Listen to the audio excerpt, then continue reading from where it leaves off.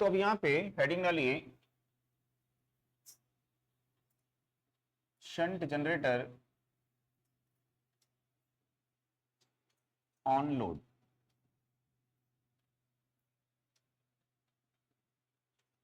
तो shunt generator की OCC हमने देखी है ना, ओपन सर्किट कैरेक्टरिस्टिक्स आप देख चुके हो कि शंट जनरेटर की ओपन सर्किट कैरेक्टरिस्टिक कैसी होती है। अब उसके बाद में यहां पे शंट जनरेटर के टर्मिनल पे क्या करेंगे, लोड कनेक्ट करेंगे। तो हमने पढ़ा है अभी थोड़ी देर पहले कि जो शंट जनरेटर होता है पहले उसको क्या करते हो आप, बिल्डअप करते हो।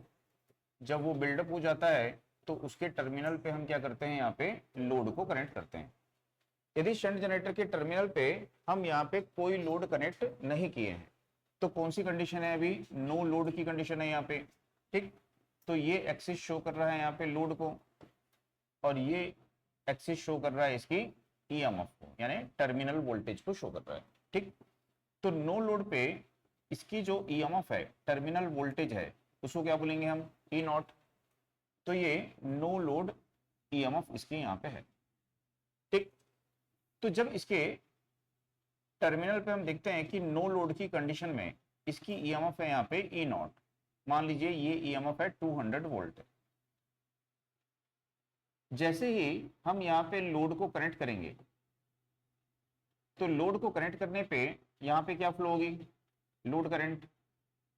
तो उसके कारण यहाँ पे क्या फ्लो होगी, आर्मेचर करंट। तो जब लोड करंट फ्लो होगी, आर्मेचर करंट फ्लो होगी, तो उसके कारण जो आर्मेचर में demagnetising effect of armature reaction होता है। ठीक है, तो आर्मेचर रिएक्शन के डीमैग्नेटाइजिंग इफेक्ट के कारण ये वोल्टेज क्या होगी, यहाँ पे ड्रॉप हो जाएगी। तो ये वोल्टेज क्यों ड्रॉप हो रही है, डीमैग्नेटाइजिंग इफेक्ट।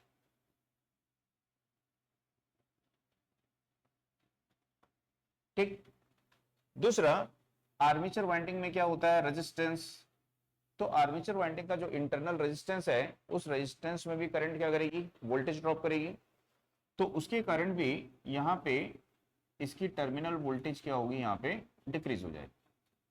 तो यहां पे हम देखते हैं कि जब शंट जनरेटर के टर्मिनल पे हम लोड कनेक्ट करते हैं तो इसकी टर्मिनल वोल्टेज क्या होती है, डिक्रीज हो जाती है। तो इसकी टर्मिनल वोल्टेज के डिक्रीज होने का क्या कारण है, तो फर्स्ट रीजन होता है demagnetising effect of armature reaction, दूसरा होता है आर्मेचर रेजिस्टेंस ड्रॉप।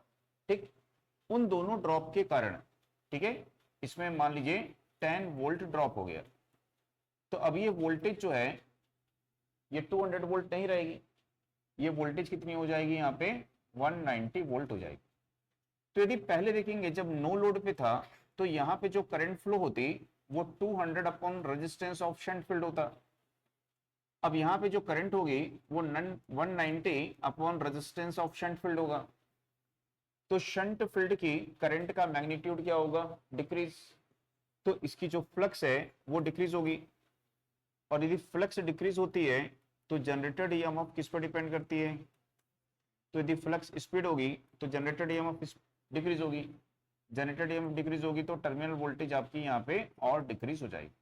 तो इन दोनों इफेक्ट के कारण फील्ड करंट डिक्रीज होती है, और फील्ड करंट डिक्रीज होने से फील्ड की फ्लक्स डिक्रीज होती है, और जो टर्मिनल वोल्टेज है ये यहां पे और डिक्रीज हो जाती है।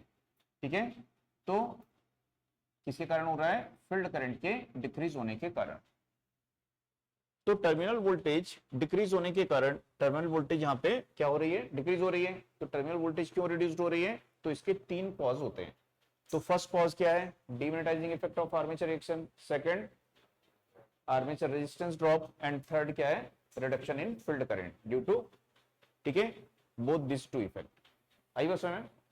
तो ये जो वोल्टेज ड्रॉप हो रहा है, ये वोल्टेज ड्रॉप होता कितना होगा, तो जो अल्टरनेटर की टर्मिनल वोल्टेज है, रेटेड वोल्टेज है, उसका 5 to 10%। ठीक है, तो यदि बोलेगा कि अल्टरनेटर में नो लोड है, ये यहाँ पे नो लोड से ये फुल लोड या रेटेड लोड है, यहाँ पे नो लोड से फुल लोड तक उसकी टर्मिनल वोल्टेज में कितना ड्रॉप होता है, 5 to 10% ड्रॉप होता है। ठीक, तो यदि 200 वोल्ट का जनरेटर है तो उसकी वोल्टेज 190 से 180 के बिटवीन हमको यहाँ पे मिलेगी। तो इसको क्या बोलेंगे कि इसकी जो कैरेक्टरिस्टिक्स है, ये कैरेक्टरिस्टिक कैसी है यहाँ पे, तो इसको बोलेंगे कि ये स्लाइटली वोल्टेज ड्रूपिंग कैरेक्टरिस्टिक्स। ठीक है, तो शंट जनरेटर की कैरेक्टरिस्टिक कैसी होती है, तो स्लाइटली वोल्टेज ड्रॉपिंग कैरेक्टरिस्टिक्स होती है। नो लोड से फुल लोड तक इसकी टर्मिनल वोल्टेज 5 to 10% डिक्रीज हो जाती है। समझ में आया? इसमें नोट करिए,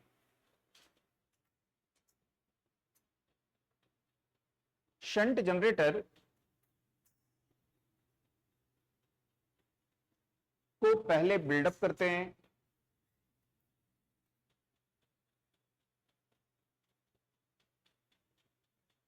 फिर उसके टर्मिनल पर लोड कनेक्ट करते हैं।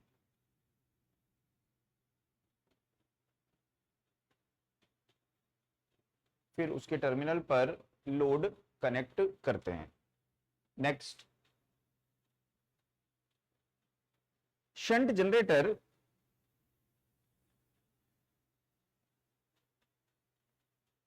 के टर्मिनल पर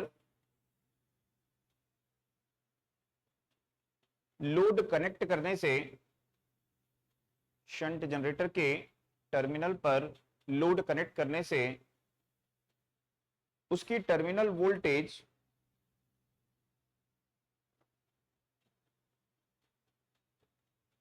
डिक्रीज हो जाती है। उसकी टर्मिनल वोल्टेज डिक्रीज हो जाती है।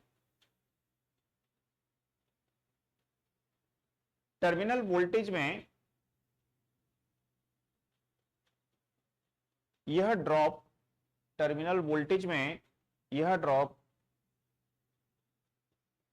निम्न 3 कारणों से होता है, ड्यू टू फॉलोइंग 3 रीजंस होता है।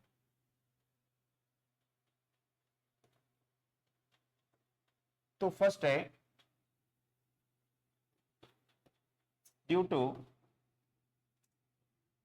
Demagnetising effect,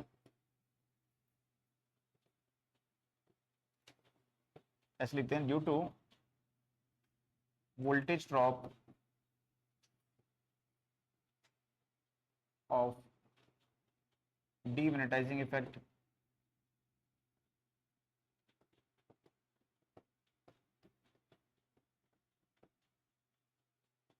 due to voltage drop of armature resistance drop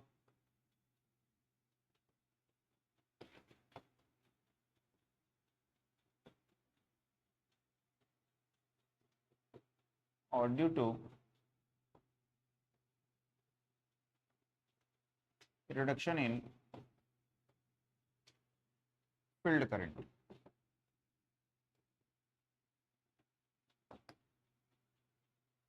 ठीक, तो demagnetising effect, armature resistance drop और रिडक्शन इन फील्ड करंट, तो इन 3 कारणों से ये टर्मिनल वोल्टेज इसकी डिक्रीज हो जाती है।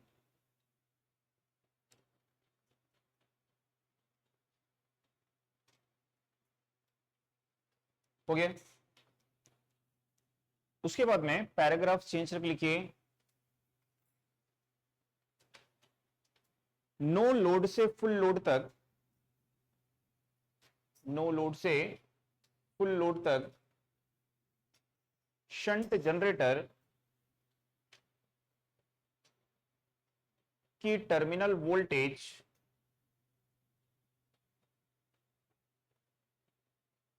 नो लोड से फुल लोड तक शंट जनरेटर की टर्मिनल वोल्टेज 5 to 10%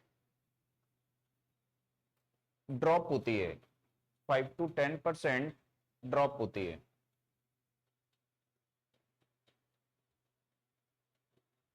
अतः शंट जनरेटर में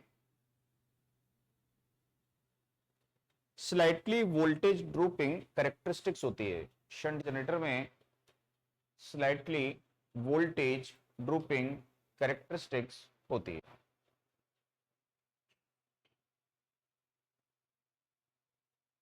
ठीक, इसको नोट कर लिए, डायग्राम को, ग्राफ को, इसको नोट कर लो, ग्राफ को।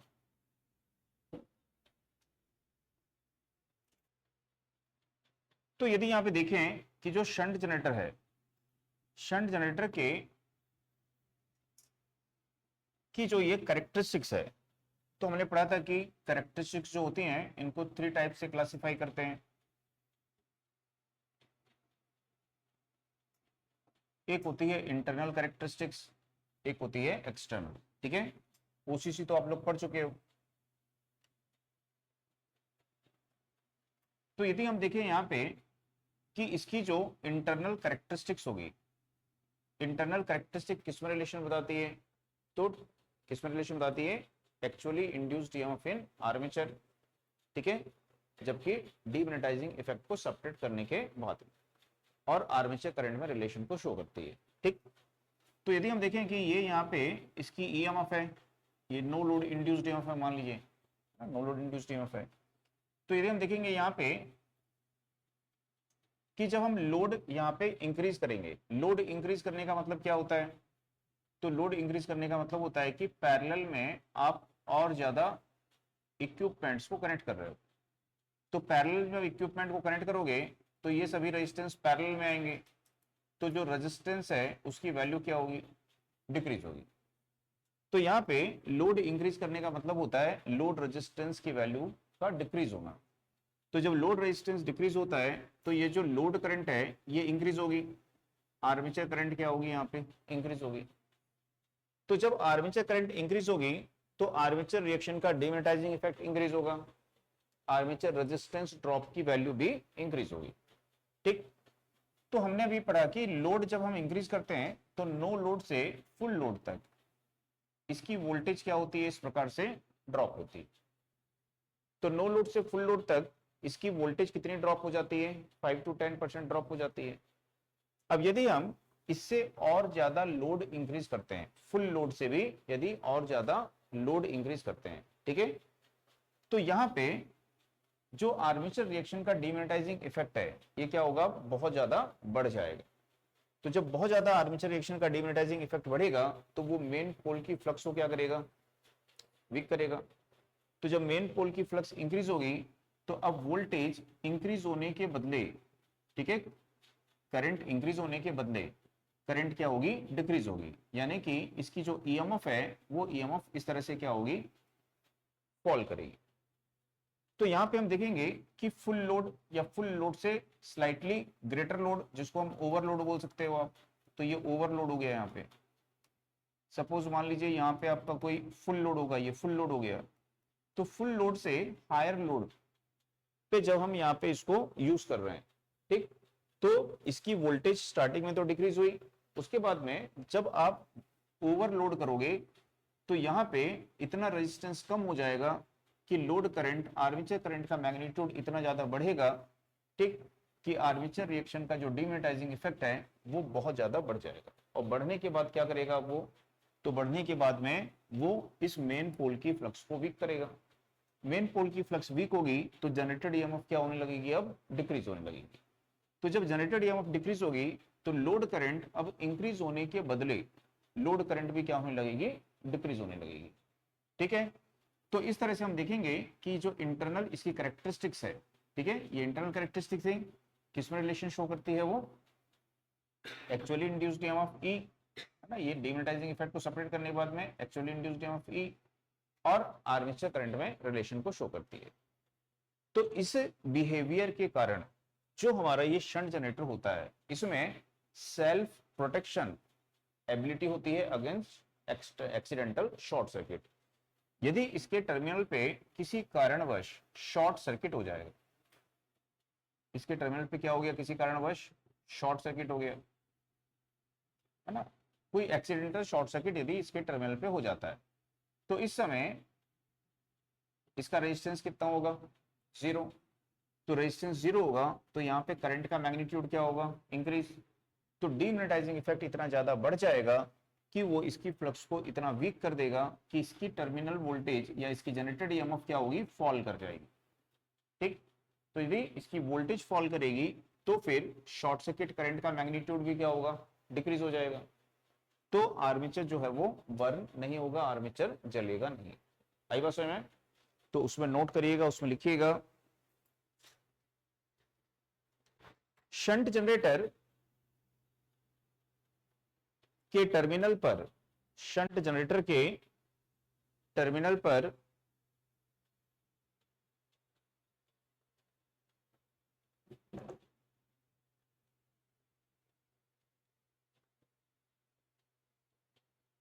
Greater than full load apply करने पर आर्मेचर रिएक्शन, ऐसे लिख लो, नहीं तो लोड अप्लाई करने पर आर्मेचर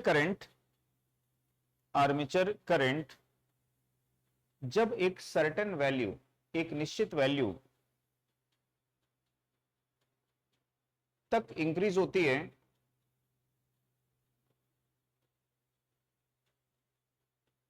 तो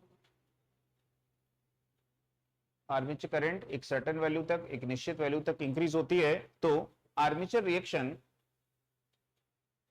का cross magnetising effect, sorry demagnetising effect, armature reaction का डीमैग्नेटाइजिंग इफेक्ट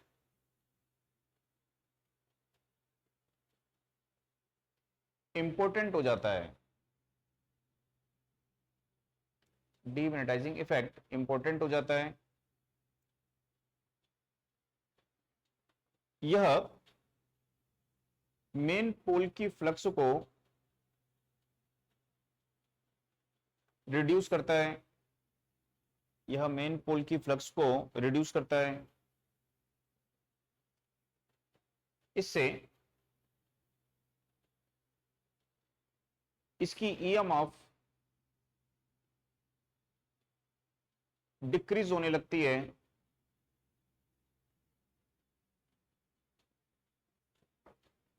इससे इसकी ईएमएफ डिक्रीज होने लगती है और armature current and load current भी डिक्रीज हो जाती है, armature current and load current भी डिक्रीज हो जाती है।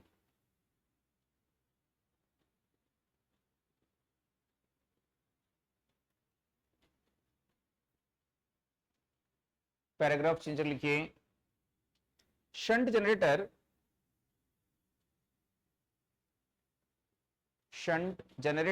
Has self protective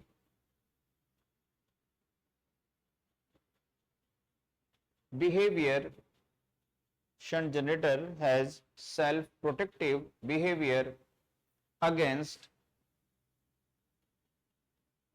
accidental short circuit, self protective behavior against accidental short circuit at load terminal.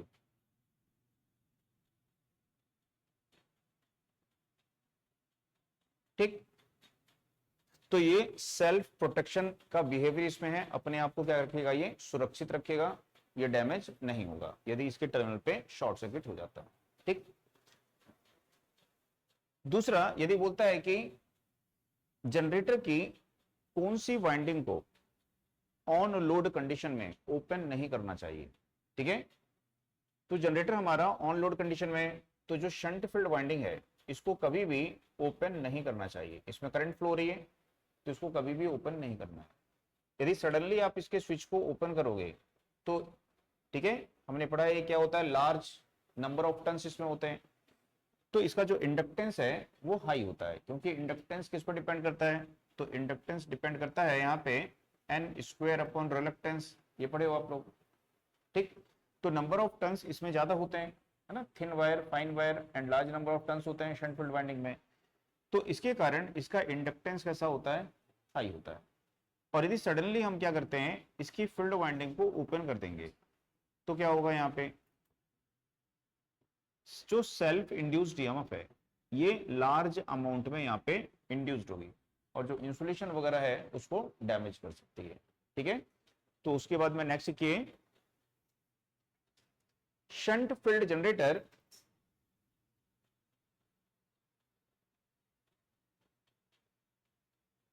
की शंट फील्ड वाइंडिंग को, शंट जनरेटर की शंट फील्ड वाइंडिंग को रनिंग कंडीशन में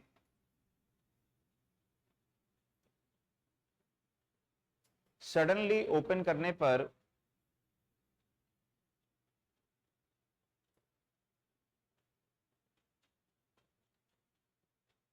उसमें लार्ज अमाउंट में सडनली ओपन करने पर उसमें लार्ज अमाउंट में सेल्फ इंड्यूस्ड ईएमएफ, ये लिख लीजिए, सेल्फ इंड्यूस्ड ईएमएफ जनरेट होती है।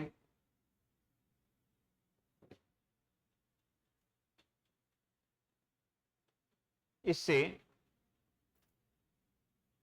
इंसुलेशन डैमेज हो सकता है।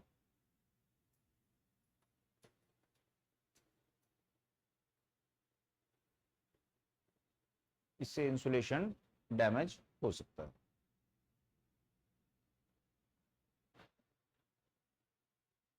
ठीक,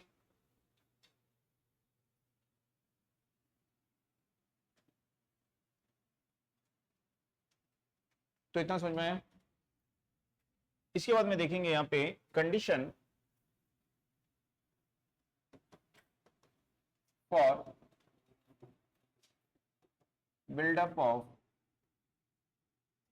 शंट जनरेटर, कि शंट जनरेटर को बिल्डअप करने के लिए क्या कंडीशंस यहां पे होती हैं। ठीक, तो शंट जनरेटर को बिल्डअप करना यानी कि शंट जनरेटर हमको वोल्टेज जनरेट करके देगा। तो शंट जनरेटर को बिल्डअप करने की क्या कंडीशंस यहां पे होती हैं। तो यदि देखेंगे कि जो शंट जनरेटर होता है इसके फील्ड पोल होते हैं यहाँ पे इस प्रकार से, ये शंट जनरेटर है। तो शंट जनरेटर में जो ये फील्ड वाइंडिंग है, ये फील्ड वाइंडिंग को हम कहां पे वाउंड करते हैं, तो फील्ड पोल के ऊपर में। तो इस जनरेटर के फील्ड पोल में क्या होना चाहिए, रेसिजुअल मैग्नेटिज्म होना चाहिए। ठीक, तो यहां पे रेसिजुअल मैग्नेटिज्म होना चाहिए। पढ़ चुके हो रेसिजुअल मैग्नेटिज्म क्या होता है, कितना होता है, 2 to 5% ऑफ रेटेड फ्लक्स होता है। तो वो रेसिजुअल मैग्नेटिज्म होना चाहिए क्योंकि ये सेल्फ एक्साइटेड जनरेटर है। यदि रेसिजुअल मैग्नेटिज्म नहीं होगा तो ये बिल्डअप नहीं होगा। ठीक, दूसरा कि इसमें जो ये फील्ड वाइंडिंग है, इसकी फील्ड वाइंडिंग का जो कनेक्शन है आर्मेचर के रोटेशन के डायरेक्शन के अकॉर्डिंग, ठीक है, प्रॉपर कनेक्ट होना चाहिए। तो जैसे मैन्युफैक्चरर ने हमको बोला था कि यदि आर्मेचर इस डायरेक्शन में रोटेट कर रहा है तो इस टर्मिनल को यहां पे कनेक्ट करना है और इस टर्मिनल को यहां पे कनेक्ट करना है, यानी कि यहां से फील्ड करंट एंटर करनी चाहिए और यहां से लीव करनी चाहिए। अब हमने क्या किया, मेंटेनेंस के समय में इस कनेक्शन को, ठीक है, ओपन किया। ओपन करने के बाद में दोबारा कनेक्ट किया और दोबारा कनेक्ट करते समय इस तरह से मिस्टेक हो गई। तो जो फील्ड करंट पहले यहां से एंटर कर रही थी, ठीक, क्योंकि ये पॉजिटिव था ये नेगेटिव था, अब वो फील्ड करंट यहां से एंटर करेगी। तो इसका जो रेसिजुअल मैग्नेटिज्म है, इस रेसिजुअल मैग्नेटिज्म को क्या कर देगी, वो वाइप ऑफ कर देगी, इसको समाप्त कर देगी। तो जब रेसिजुअल मैग्नेटिज्म समाप्त हो जाएगा तो फिर जनरेटर बिल्डअप नहीं हो पाएगा। तो आर्मेचर के रोटेशन के डायरेक्शन के अकॉर्डिंग जो फील्ड वाइंडिंग है वो आर्मेचर के साथ प्रॉपर पोलैरिटी में कनेक्ट होनी चाहिए। ठीक है, अदरवाइज रेसिजुअल मैग्नेटिज्म क्या होगा, उसका वाइप ऑफ होगा, समाप्त हो जाएगा और जनरेटर फिर बिल्डअप नहीं होगा। दूसरा हमने पढ़ा था कि जो शंट फील्ड वाइंडिंग के रेजिस्टेंस की वैल्यू है वो लेस देन क्या होनी चाहिए, क्रिटिकल होनी चाहिए। यदि क्रिटिकल वैल्यू है तो जनरेटर जस्ट एक्साइटेड होगा, यदि क्रिटिकल से ज्यादा है तो बिल्डअप नहीं होगा, यदि क्रिटिकल से कम होगी तभी वो बिल्डअप होगा वहां पे। ठीक, तो उसमें नोट करिएगा, उसमें लिखिएगा शंट जनरेटर, शंट जनरेटर को बिल्डअप करने के लिए, शंट जनरेटर को बिल्डअप करने के लिए फॉलोइंग कंडीशंस, निम्न कंडीशंस को सेटिस्फाई करना या फुलफिल करना आवश्यक होता है। सेटिस्फाई करना या फुलफिल करना आवश्यक होता है।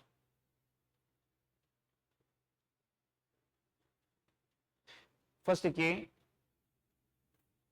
There must be some residual magnetism, there must be some residual magnetism in the filled pole there must be some residual magnetism in the filled pole. ठीक, तो filled pole में कुछ residual magnetism होना चाहिए. लिख लिए, there must be some residual magnetism in the filled pole. Second लिखिए, for the given direction of rotation, for the given direction of rotation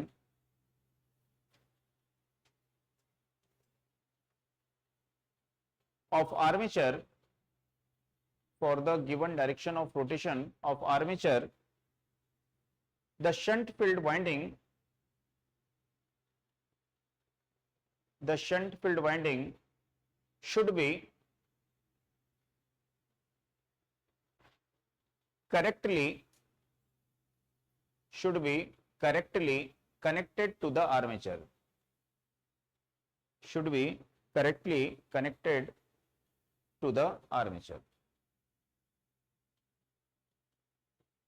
ठीक, थर्ड लिखिए,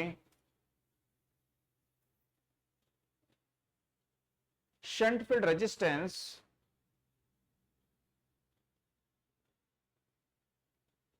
should be less than, shunt field resistance should be less than critical resistance, shunt field resistance should be less than critical resistance.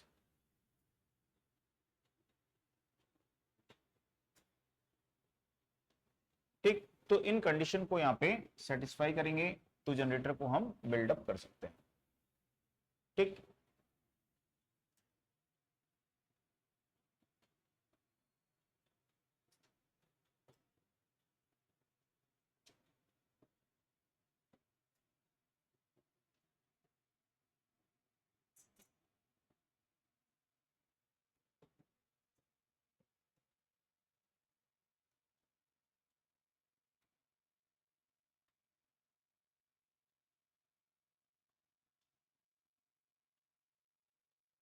तो यहां पे देखेंगे, how can reverse the polarity of terminal voltage of DC generator. DC generator के terminal voltage की polarity को कैसे reverse करेंगे. तो जैसे समझ लीजिए कि यहाँ पे आपका ये कोई जनरेटर है यहाँ पे इस प्रकार से, और ये इसका यहाँ पे आर्मेचर है, ये इसका फील्ड है यहाँ पे, और इसकी ये फील्ड करंट है. ठीक, अब यदि आर्मेचर इस डायरेक्शन में रोटेट कर रहा है तो हमारे टर्मिनल पे वोल्टेज की ये पोलरिटी है प्लस माइनस. तो ये जो वोल्टेज की पोलरिटी है इसको हमको क्या करना है, रिवर्स करना. तो टर्मिनल वोल्टेज की पोलरिटी को कैसे रिवर्स करेंगे, तो इसके लिए जो आर्मेचर है इसके रोटेशन के डायरेक्शन को रिवर्स करते हैं. तो यदि इसके रोटेशन डायरेक्शन को रिवर्स करेंगे तो इसके टर्मिनल वोल्टेज की पोलरिटी क्या होगी, रिवर्स हो जाएगी. या फिर इसको नहीं करना है तो इसको सेम डायरेक्शन में रोटेट करने दीजिए. इसमें जो फील्ड है, फील्ड की करंट के डायरेक्शन को क्या करेंगे, रिवर्स कर देंगे. तो यदि फील्ड की करंट के डायरेक्शन को रिवर्स करेंगे तो भी क्या होगा, वहां पे टर्मिनल वोल्टेज की पोलरिटी रिवर्स हो जाएगी. तो दोनों में से किसी एक को रिवर्स करना है. ठीक है, दोनों को नहीं करना है. आर्मेचर को भी रिवर्स कर दोगे, करंट के डायरेक्शन को भी रिवर्स करोगे तो पोलरिटी फिर एज इट इज रहेगी. ठीक, तो उसमें नोट करिएगा, उसमें लिखिएगा,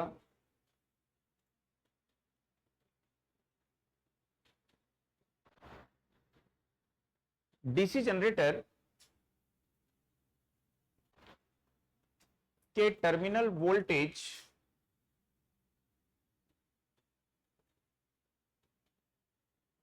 की पोलरिटी को, डीसी जनरेटर के टर्मिनल वोल्टेज की पोलरिटी को रिवर्स करने के लिए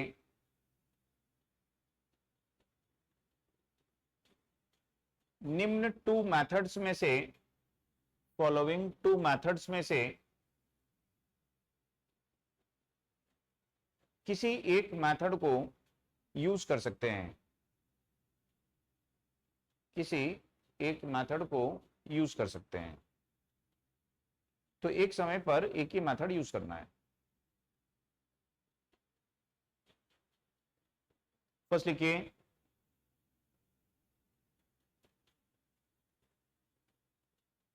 आर्मेचर के रोटेशन के डायरेक्शन को रिवर्स करके,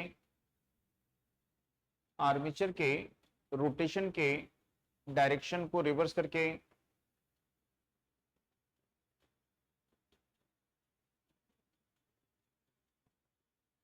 सेकंड लिखिए,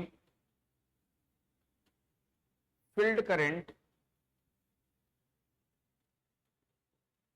के फ्लो के डायरेक्शन को रिवर्स करके, फील्ड करंट के फ्लो के डायरेक्शन को रिवर्स करके। तो इसके बाद में यहां पे दिखते हैं फ्लैशिंग ऑफ फील्ड पोल। तो फ्लैशिंग ऑफ फील्ड पोल का क्या मतलब होता है कि जैसे हमने देखा कि शंट जनरेटर के केस में यदि हम कनेक्शन को रिवर्स कनेक्ट कर देते हैं फील्ड के, तो फील्ड में करंट के फ्लो का डायरेक्शन रिवर्स हो जाएगा, तो उसका रेसिडुअल मैग्नेटिज्म क्या होगा, समाप्त हो जाएगा। ठीक, तो रेसिडुअल मैग्नेटिज्म समाप्त हो जाएगा, तो उस रेसिडुअल मैग्नेटिज्म को दोबारा से रीस्टोर करना पड़ेगा। तो उसको कैसे रीस्टोर यहाँ पे करेंगे, तो इसके लिए क्या करेंगे, जो फील्ड पोल है ये, इस फील्ड पोल पे हमने क्या लगाई हुई है, फील्ड वाइंडिंग। तो इस फील्ड वाइंडिंग को एक्सटर्नल डीसी बैटरी से कनेक्ट कर देंगे। तो फील्ड वाइंडिंग को हम क्या कर रहे हैं, एक्सटर्नल डीसी बैटरी से कनेक्ट कर रहे हैं। तो जब डीसी बैटरी से कनेक्ट करेंगे तो इसमें क्या फ्लो होगी, करंट, और इस आयरन के पीस को क्या करेगी, वो मैग्नेटाइज कर देगी। तो जब ये मैग्नेटाइज हो जाएगा और इस करंट को हम जीरो कर देंगे, तब इसमें क्या आ जाएगा, रेसिडुअल मैग्नेटिज्म स्टोर हो जाएगा। तो यहाँ पे इस रेसिडुअल मैग्नेटिज्म को स्टोर करना ही क्या कहलाता है, वहां पे फ्लैशिंग ऑफ फील्ड पोल कहलाता है। ठीक है, उसमें नोट करिए,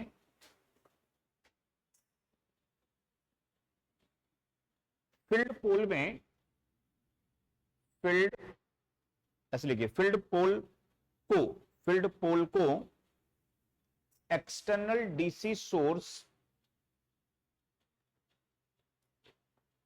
फील्ड पोल को एक्सटर्नल डीसी सोर्स से कनेक्ट करके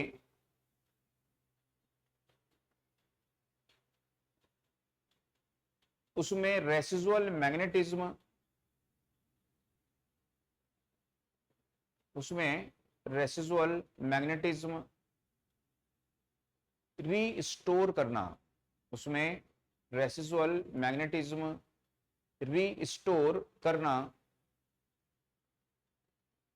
फ्लैशिंग ऑफ फील्ड पोल कहलाता है, फ्लैशिंग ऑफ फील्ड पोल कहलाता है।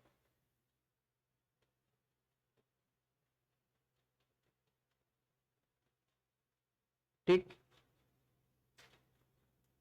उसके बाद में हेडिंग डालिए उसमें डी गॉसिंग।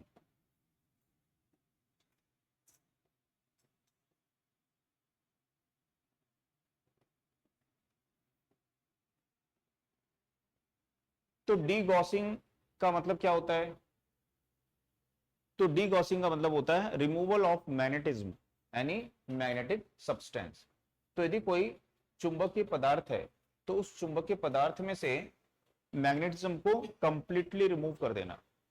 ठीक है, उसमें से पूरा मैग्नेटिज्म रिमूव कर लेना, उसको क्या बोलते हैं, डी गॉसिंग। उस प्रोसेस को क्या बोलते हैं, डी गॉसिंग। तो जैसे ये कोई मैग्नेटिक है ना, सब्सटेंस है, मैग्नेटिक मटेरियल है ये, तो इसमें क्या है, यहाँ पे मैग्नेटिक प्रॉपर्टी है, इसमें मैग्नेटिज्म है, तो इसके मैग्नेटिज्म को पूरा हटा देंगे, तो इसको पूरा एलिमिनेट करेंगे, तो उस प्रोसेस को क्या बोलेंगे, डी गॉसिंग। तो डी गॉसिंग का मतलब समझ में आ गया, तो उसमें नोट करिएगा, किसी मैग्नेटिक सब्सटेंस, किसी मैग्नेटिक सब्सटेंस से मैग्नेटिज्म को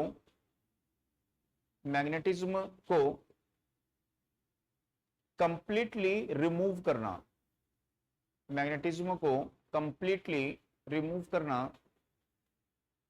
रिमूव करने का, ऐसे लिखो, रिमूव करने का प्रोसेस, रिमूव करने का प्रोसेस डी गॉसिंग कहलाता है, रिमूव करने का प्रोसेस डी गॉसिंग कहलाता है।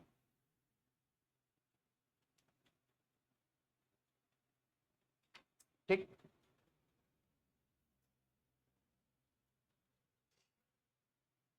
तो ये हो गया हमारा यहाँ पे शंट जनरेटर ऑन लोड।